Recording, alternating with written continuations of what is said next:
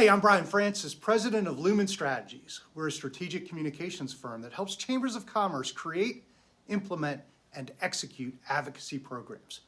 For 2023, we're providing monthly legislative update videos as a complimentary service to CACCE members. Each month, we'll give you a recap of what is going on in the legislature that impacts your members and may not show up in the popular press. We're kicking off this new service with an election recap and a preview of what last week's election could mean for legislative action next year.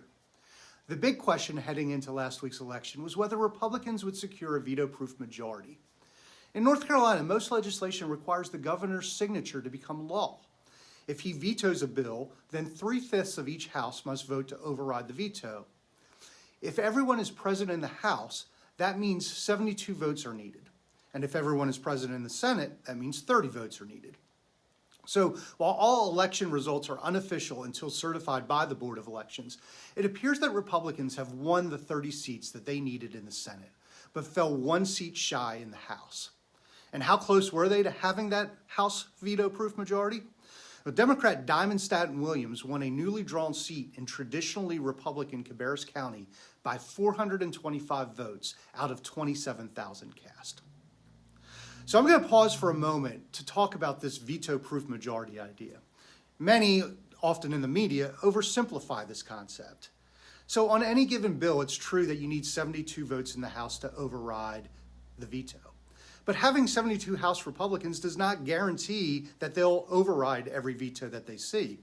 And only having 71, well, it doesn't mean that you can't find a Democrat to come on along and vote to override. In fact, already Republican leaders are suggesting they may find 1 to 3 Democrats to switch parties and caucus with them.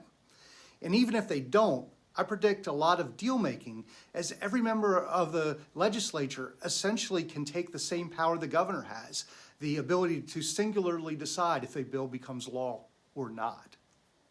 The other significant shift in North Carolina was the election of 2 Republicans to the North Carolina Supreme Court. Now, over the last couple of years, the court has blocked a number of General Assembly initiatives, including legislative maps that we just used for the election, on a 4-3 party line vote with the 4 Democrats voting in the majority. Now, with the GOP now having 5 of 7 seats on the court, many think that legislative issues are more likely to pass constitutional muster. We'll be back next month with a preview of what we think is going to happen in the General Assembly next year, and each month after that with a recap so that you can speak to your members about what's going on in the legislature. Until then, check out our website, lumenstrat.com, or email me at bfrancis@lumenstrat.com if we can help you with your chamber's advocacy program.